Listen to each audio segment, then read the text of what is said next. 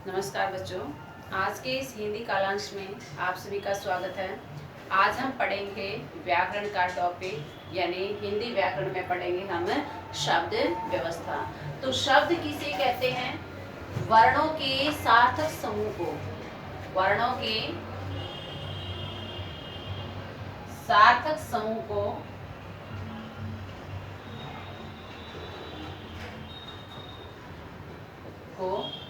शब्द कहते हैं। यानी वर्णों को जब हम आपस में जोड़ते हैं तो उन सभी ध्वनियों को, उन सभी वर्णों को जोड़ने से क्या बनता है?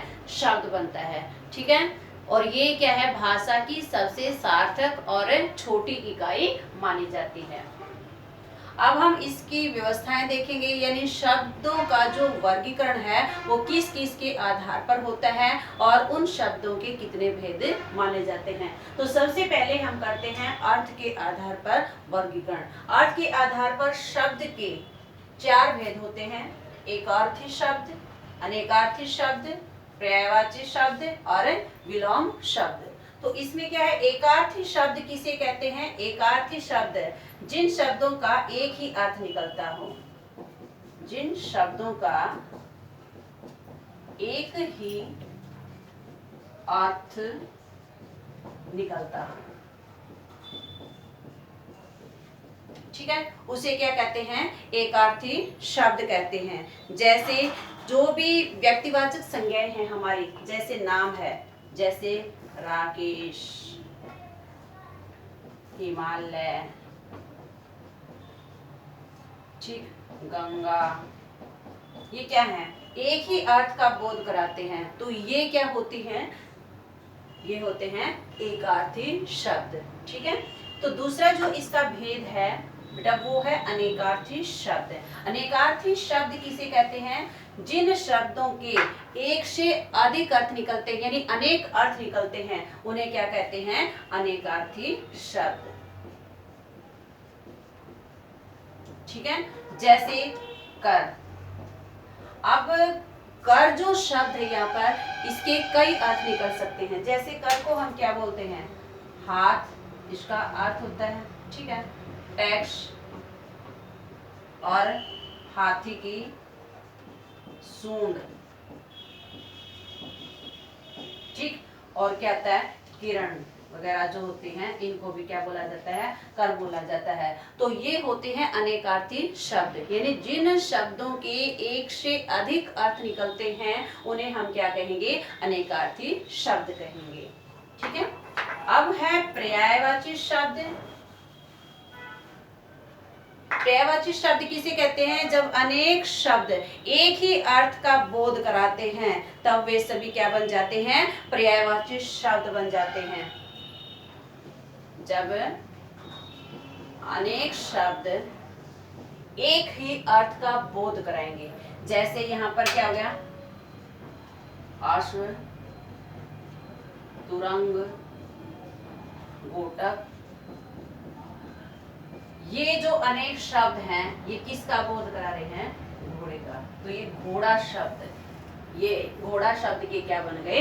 पर्यायवाची शब्द बन गए। यानी जो अनेक शब्द होते हैं वो एक अर्थ को ही स्पष्ट करते हैं, तो वो क्या कहलाते हैं बेटा? पर्यायवाची शब्द कहलाते हैं। ठीक है। अब हम देखते हैं चौथा भेद इसका, विलोम शब्द।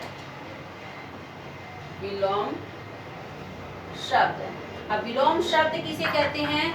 जो शब्द एक दूसरे के विपरीत यानी उल्टा अर्थ प्रकट करते हैं उसे क्या कहते हैं? हमें विलोम शब्द कहते हैं। जैसे दुख, सुख। तो दुख का उल्टा क्या हुआ? सुख। ठीक है। ऊपर, नीचे। तो ये क्या है? विलोम शब्द का उदाहरण है। यानी जो एक दूसरे के उल्टा अर्थ प्रकट करते हैं, विपरीत अर्थ देने वाले जो शब्द होते हैं उनको क्या कहते हैं? विलोम शब्द कहते हैं। तो बेटा ये थे आपके किसके आधार पर? अर्थ के आधार पर शब्दों के 4 भेद। एक बार वो देखना, एकार्थी शब्द, अनेकार्थी शब्द, पर्यायवाची शब्द और विलोम शब्द। एकार्थी शब्द में क्या होता है? जिन शब्दों का केवल एक ही अर्थ निकलता है उन्हें हम कहते हैं एकार्थी शब्द। जिन शब्दों के एक से अधिक अर्थ निकलते हैं उन्हें हम कहते हैं अनेकार्थी शब्द।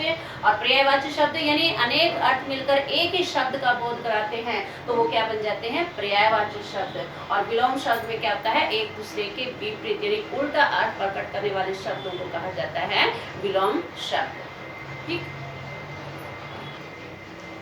तो आइए बेटा अब हम पढ़ते हैं इसका दूसरा वर्गीकरण, यानी शब्दों को और कितने भागों में बांटा जा सकता है, उसका किस किस तरह से वर्गीकरण किया गया है। तो अब हम पढ़ते हैं इतिहास, स्रोत या उद्गम के आधार पर शब्दों का वर्गीकरण। तो इसके आधार पर यानी स्रोत और उद्गम के आधार पर शब्द जो बांटे जाते हैं वो कितने प्रकार के होते हैं, 5 प्रकार के। जैसे तत्सम,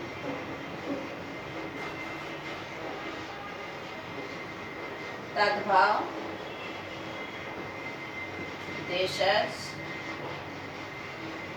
विदेशज या विदेशी और संकर।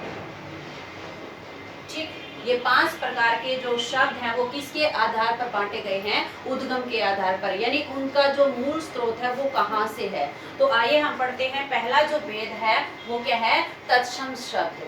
तो तत्सम शब्द कौन से होते हैं, संस्कृत भाषा के वे शब्द जो यों के यों ही हिंदी भाषा में प्रयोग किए जाते हैं उन्हें कहा जाता है तत्सम शब्द। जैसे घृत, दुग्ध। ठीक, ये कैसे शब्द हैं, तत्सम शब्द हैं, क्योंकि ये संस्कृत के शब्द हैं। ठीक है, लेकिन इनका प्रयोग जब हिंदी भाषा में होता है तो ये कहलाते हैं तत्सम शब्द। ठीक है, संस्कृत भाषा के वे शब्द जो सीधे हिंदी भाषा में प्रयोग कर लिए जाते हैं वो कहलाते हैं तत्सम शब्द। तद्भव यानी है तो ये भी संस्कृत भाषा के शब्द है, लेकिन ये यूं के यूं प्रयोग नहीं किए जाते बल्कि थोड़े बहुत बदलाव या परिवर्तन के बाद हिंदी भाषा में प्रयोग किए जाते हैं, ये कहलाते हैं तद्भव शब्द। जैसे घृत को अगर हम हिंदी में लिखते हैं तो वो क्या बनाते हैं, घी, तो घी यहाँ पर क्या हुआ, तद्भव शब्द। दुग्ध को हम क्या लिखते हैं, दूध। ठीक, तो ये क्या है, तद्भव शब्द हैं, यानी होते तो ये भी संस्कृत भाषा के शब्द हैं लेकिन ये थोड़े बहुत परिवर्तन या बदलाव के बाद हिंदी भाषा में प्रयोग होते हैं। अब देशज शब्द, देशज जो शब्द हैं वो अलग अलग यानी जो स्थानीय भाषाएं होती हैं, लोक भाषाएं होती हैं, अन्य जनजातियां जो होती हैं उनके अपने शब्द होते हैं ये, जिनको बोला जाता है देशज शब्द। जैसे रोड़ा, ठीक, टांग, पगड़ी, इस प्रकार के जो शब्द होते हैं वो क्या कहलाते हैं, देशी या देशज शब्द कहलाते हैं।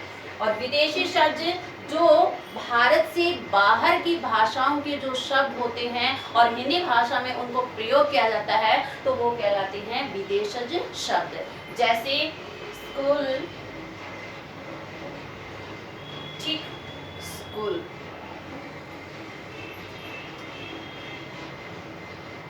पुलिस, तो ये क्या है, विदेशी भाषाओं के शब्द हैं। ठीक है, खून खराबा, ये अरबी भाषा के शब्द, अरबी फारसी के आते हैं। ठीक है, तो जो बाहर से भाषाओं के जो शब्द होते हैं और हिंदी भाषा में प्रयोग किए जाते हैं तो उनको क्या बोला जाता है, विदेशी शब्द कहा जाता है। और 5वां जो भेद है इसका वो है संकर शब्द। जो संकर शब्द होते हैं वो 2 भाषाओं के मिश्रण से बनते हैं, उनको जोड़ने से बनते हैं, उनको बोला जाता है संकर शब्द। जैसे वर्षगांठ, ये दोनों अलग अलग भाषाओं के शब्द हैं और ये तब जाकर क्या बना है, वर्षगांठ, यानी हिंदी संस्कृत के शब्द है ये और तब जाकर ये संकर शब्द बना है, यानी 2 भाषाओं के मिश्रण से ये शब्द बनता है। तो आइए हम दोबारा देखते हैं, इतिहास, स्रोत और उद्गम के आधार पर शब्दों का जो वर्गीकरण किया जाता है उनको 5 भागों में बांटा जाता है। तत्सम शब्द, संस्कृत भाषा के वे शब्द जो हिंदी भाषा में प्रयोग कर लिए जाते हैं, तद्भव शब्द जो थोड़े बहुत बदलाव के बाद हिंदी भाषा में प्रयोग किए जाते हैं, देशज शब्द जो स्थानीय भाषाओं के शब्द होते हैं, अगर वो हिंदी भाषा में प्रयोग होते हैं तो वो क्या बोले जाते हैं, देशज शब्द। और विदेशी शब्द जो भारत से बाहर की भाषाओं के शब्द हिंदी भाषा में प्रयोग होते हैं तो वो बोले जाते हैं विदेशज शब्द। और 5वां क्या हो गया, संकर शब्द। तो ये क्या है, 2 भाषाओं के मिश्रण से बनता है, इसको बोला जाता है संकर शब्द। अब इसका अगला जो वर्गीकरण है बेटा शब्दों का, वो किसके आधार पर करेंगे हम? रचना के आधार पर। तो रचना के आधार पर शब्दों के 3 भेद होते हैं। पहला है रूढ़ शब्द, दूसरा है यौगिक शब्द और तीसरा है बेटा योगरूढ़ शब्द। ठीक है, तो ये किसके आधार पर है? रचना के आधार पर। तो रचना के आधार पर 3 भेद होते हैं, रूढ़ शब्द, यौगिक शब्द और योगरूढ़ शब्द। तो रूढ़ शब्द क्या होते हैं? ये वे शब्द होते हैं, यानी मूल शब्द होते हैं, ठीक है, जो किसी के योग से नहीं बनते। अगर इनके हम टुकड़े करते हैं, खंड करते हैं, तो कोई भी सार्थक अर्थ ये प्रकट नहीं करते। तो जैसे पुस्तक, ठीक, नमक, हाथ, कान, इस तरह के जो शब्द होते हैं, जो मूल होते हैं, ठीक है, वो क्या कहलाते हैं? रूढ़ शब्द। अगर हम इसको पुस्तक के टुकड़े करेंगे तो कुछ भी अर्थ नहीं निकलेगा। नमक है, नमक के अगर हम टुकड़े करेंगे तो कोई अर्थ नहीं निकलेगा। हाथ है, हाथ को हम अलग अलग करेंगे तो कोई अर्थ नहीं निकलता। तो ये हमारे क्या है? ये होते हैं रूढ़ शब्द, जो किसी के योग से नहीं बनते, और अगर इनके खंड किए जाते हैं, टुकड़े किए जाते हैं, तो ये कोई अर्थ प्रकट नहीं करते। दूसरा देखना यौगिक शब्द, ये क्या होते हैं? ये रूढ़ शब्द में, यानी रूढ़ शब्द में कोई भी उपसर्ग या प्रत्यय लगने से बनता है। उपसर्ग या प्रत्यय लगने से यौगिक शब्द बनता है। जैसे अब मैं कहूँ नमक है, मैंने लिख दिया नमकीन। अब ये क्या है? नमक तो क्या है? रूढ़ शब्द है, बताया ना मैंने पहले। नमक क्या है? रूढ़ शब्द है, और इन क्या हो गया? इसमें प्रत्यय जुड़ गया, तो ये क्या शब्द बना? यौगिक शब्द बन गया नमकीन। ठीक है, आगे जो तीसरा भेद है इसका योगरूढ़ शब्द, ये क्या है? ये भी यौगिक शब्द ही होते हैं, ठीक है, लेकिन ये किसी विशेष अर्थ को प्रकट करने के लिए क्या हो जाते हैं? रूढ़ हो जाते हैं। जैसे पंकज,